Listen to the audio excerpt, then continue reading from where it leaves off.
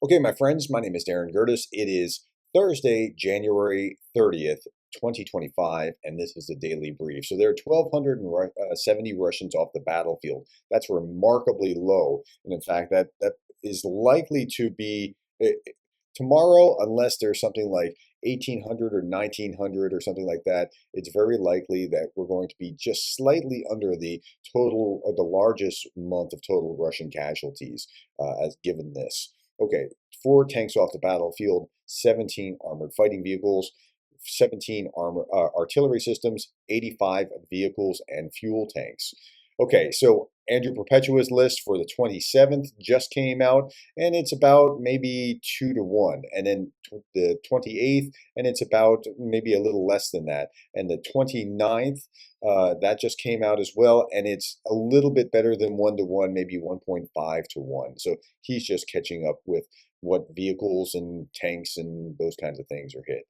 Okay, last night, 81 Shaheds launched. Only 37 were shot down, 39 suppressed by electronic warfare. Some things were getting through, and it's unfortunate what was getting through when you look at it. Things like this. Last night, Russia launched a Shahed strike on Sumy, targeting an ordinary residential building. 4 people were killed. My condolences to their families, says Zelensky. 9 others were wounded, including a child. Rescue operations are still ongoing, rubble being cleared, and assistance provided to those in need. And then we see things like this, the aftermath of yesterday's Russian strike on a lyceum in Novopavlivka, the Petrovsk region.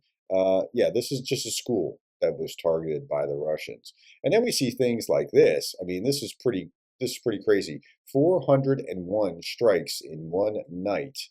Okay, now this isn't the drone strikes, the Shahed drones overnight. This is Zaporizhzhia targeting sleeping civilians with 190 drones, 16 airstrikes, 194 artillery attacks. That's within a 24-hour period.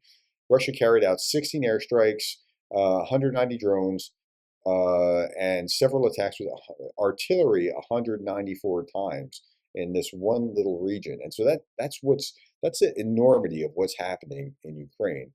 Now, Ukrainians are actually striking back in significant ways, targeted ways, ways that are calculated not to inspire fear in the population, which is what Russia is doing to Ukraine, but targeted to try to strangle the Russian war machine. So, satellite imagery confirms a blaze at Novopavlivka, the pumping station. A local residents report aerial activity overnight.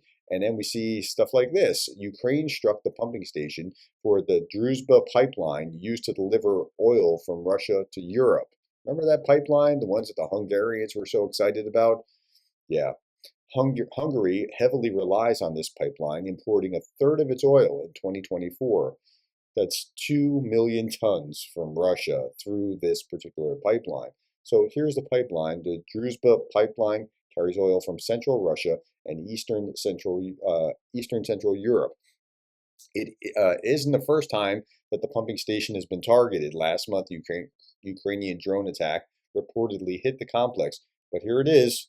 So they're striking somewhere down right near the Ukrainian-Russian border, but this goes everywhere that Russian oil flows in eastern and northeastern Europe, and so that's a big hit. They're serious about taking this out. Jay in Kyiv said, with Ukraine's latest night strikes on Russia's Druzhba pipeline, a true blockade of Russian energy is finally within sight. I think that's right. I mean, that's a fair analysis. Okay, so what was most unique about this attack on Russian oil pumping station is the unusual weapon system which was used for the operation. Excuse me. Normally they have these kamikaze drones doing their, just trying to run into things. Here they were actually dropping bombs, and that's an interesting nuance. They also use long-range Ukrainian drones such as the E-300, like it looks like a little airplane. I mean, but it's essentially just a drone, but it looks like an airplane.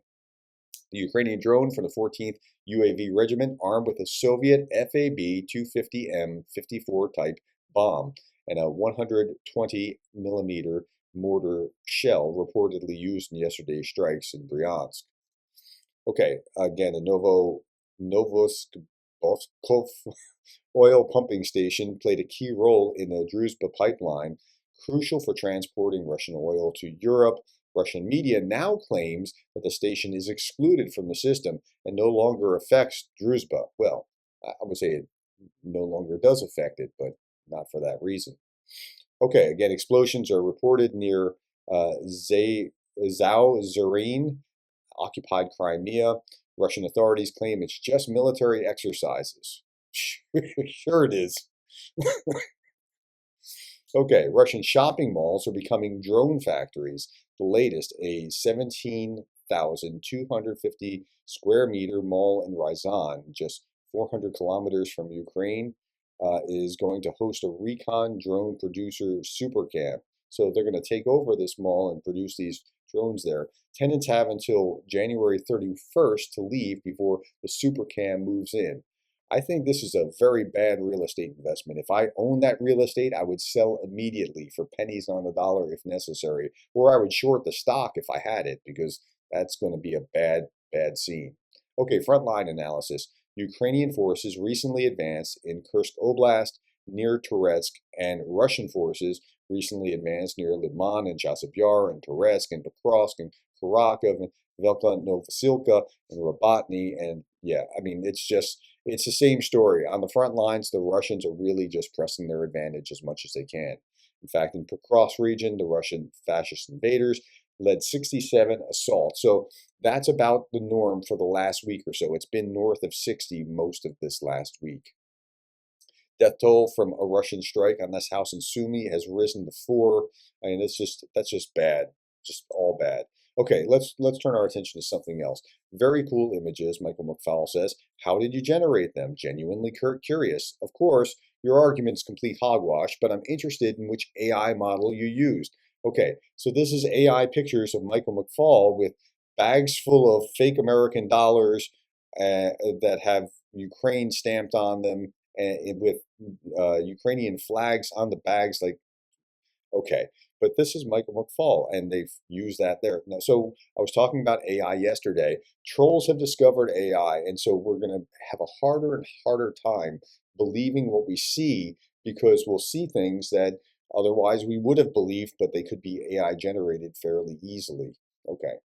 Why do so many Ukrainians speak Russian? Well, what about all these Russian speakers over here? And Putin has to defend them and that sort of thing. Well, the Ukrainian language was banned by Russia 134 times. So when the Russians are complaining about the Ukrainians banning Russian language in favor of Ukrainian, there might be a reason for it. This goes back to 1720 with a decree by Tsar Peter I, or 1753 by Catherine II, or 1768, where the Russian Orthodox Church called for the confiscation of Ukrainian primers. And then 1775 and 1830 to 1840, 1889, 1895, 1914, 1937, 1926 to 1939, 1929, 1960. Like, the hits keep coming. Again, 134 times Ukrainian language was banned. So there's a reason why this is happening in reverse when Russia is expelled from Ukrainian lands. Okay. German Budget Committee has approved 3 billion euros of military aid for Ukraine. Thank you, Germany. And then we're near the end here. This gentleman's speaking to the German Bundestag, and he says this, and it's pretty compelling. Back then, Hitler wanted to kill me because I'm Jewish. Now, Putin is trying to kill me because I'm Ukrainian. What? What a what an amazing life to have lived through, where that was your experience in the 1940s and now again in the year 2025. Okay. Happy are those who dare courageously to defend what they love. Now, I know not every soldier wants to be on the front lines or wants to be fighting, but generally, people want to defend their loved ones, and they're willing to even sacrifice themselves to defend their families. All right, my friends, thank you for your time. Thank you for the likes and the shares and the subscribes, and thank you for being the kind of person that cares about Ukraine.